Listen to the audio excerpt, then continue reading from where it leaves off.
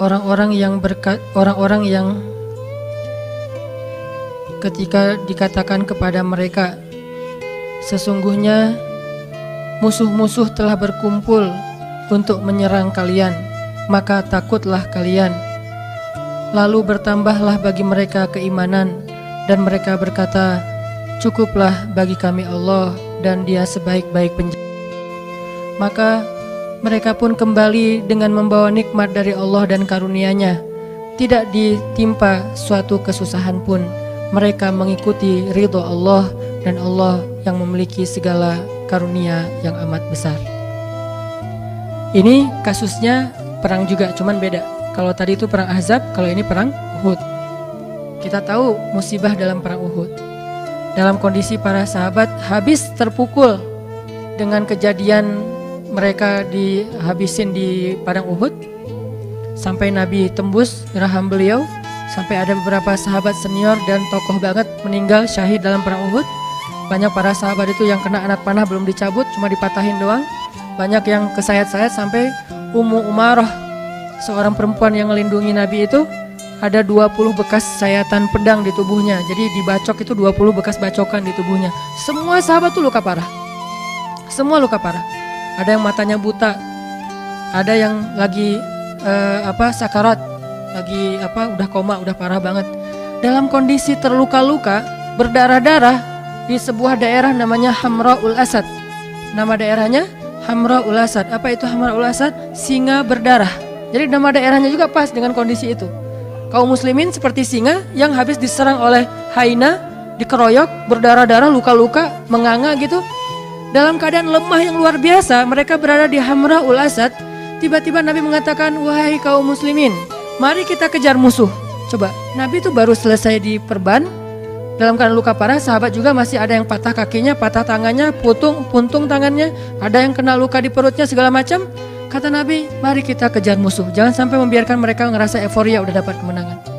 Sahabat dalam kondisi kayak gitu tuh gak beralasan, ya Rasul, lain kali aja deh, masih banyak hari-hari yang lain, kita pulihkan dulu. Enggak.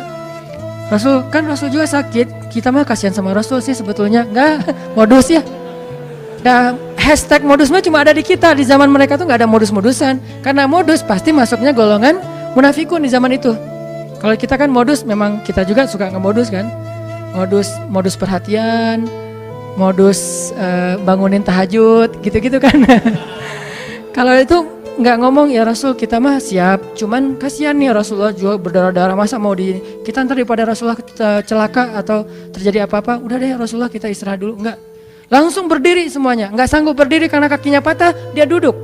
Nggak sanggup berjalan, dia merangkak. Akhirnya pada jalan ngejar dalam kondisi luka-luka parah. Ini kayak singa mau balas musuhnya, lagi berdarah-darah. Hamra'ul Asad, singa berdarah merah, berdarah merah gitu. Akhirnya dalam kondisi sedang semangat-semangatnya, tiba-tiba orang munafik datang lagi nih. Selalu kayak gitu. Mereka selalu bikin masalah ketika kaum muslimin lagi ada masalah, dipersulit sama mereka. Kata mereka, innan nas qad jama'u lakum fakhshawhum. Musuh itu sekarang jama'u, lebih kuat lagi, ditambah lagi pasukannya, datang yang baru-baru lagi, lebih kuat daripada yang kemarin. Kemarin aja kalian udah hampir kalah, apalagi yang ini. Fakhshawhum, udah gak usah cari masalah, pulang aja, kata orang munafik. Apa kata kaum muslimin? Hasbunallah wa ni'mal wakil. Cukup buat kami Allah. Kalau mereka punya banyak pasukan, kalau kami punya Allah. Mereka punya rencana jahat, kami punya yang maha merencanakan alam semesta. Mereka punya senjata canggih, kami punya doa. Hasbunallah wa ni'mal wakil. Cukup buat kami Allah, sebaik-baik penjaga. Makin nambah yakinnya sama Allah. Ini luar biasa. Jalan lagi, makin gagah gitu jalannya. Ketika musuh melihat mereka dari kejauhan, makin gagah.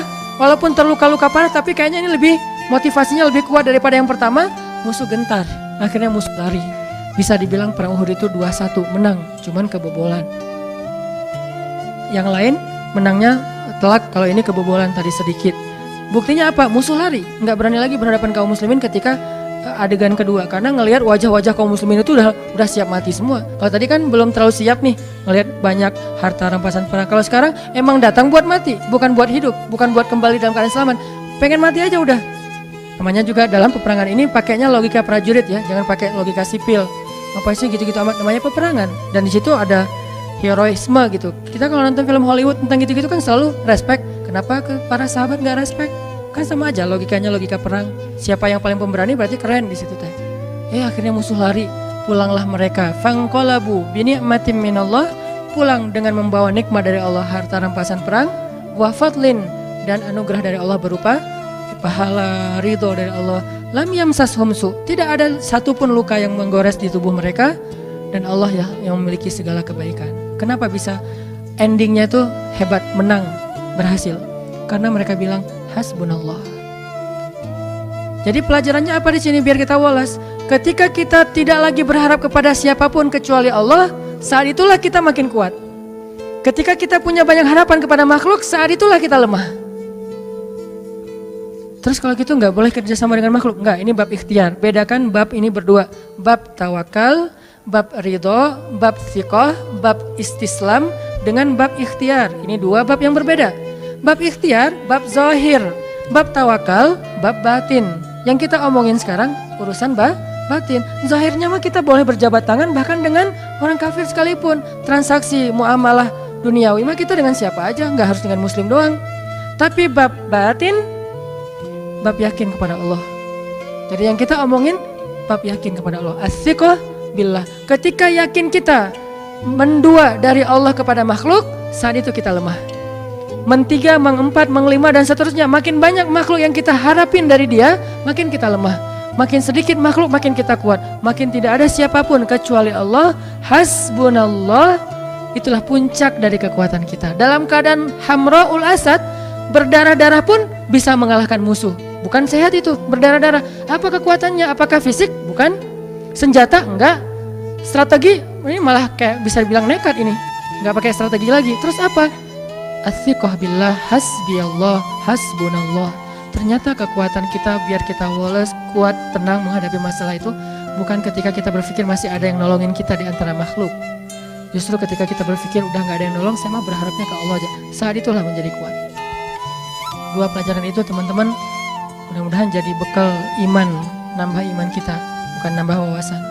Rasa-rasanya ngaji sama saya tuh gak banyak nambah wawasan sih karena ya gitu-gitu aja sih sebetulnya.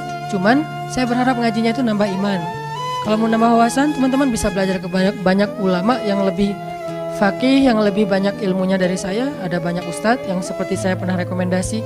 Ada Ustadz Adi Hidayat, ada Ustadz Abdul Somad dengan latar belakang berbeda-beda. Ada Muhammadiyah, ada NU, tapi bijak dalam menyikapi perbedaan. Mereka lebih faqih dari saya. Tapi saya berharap kita di sini ngebooster iman kita. Karena kalau itu udah kuat, yang lain jadi mudah. Mudah-mudahan bisa nambah iman, nambah yakin. Satu, pegang janji Allah. Kedua, jangan berharap kecuali kepada Allah. Walaupun secara zahir berikhtiar kepada manusia, tapi batin gak boleh terlibat kepada makhluk, hanya kepada Allah Subhanahu Wa Taala. As-siqah billah. Mudah-mudahan ini menjadi kebaikan buat kita semuanya. Nambah iman, wa ma zadahum illa imanan wa yaziduhum khusyu'a. Bertambah iman, bertambah tunduk kepada Allah Subhanahu wa Ta'ala.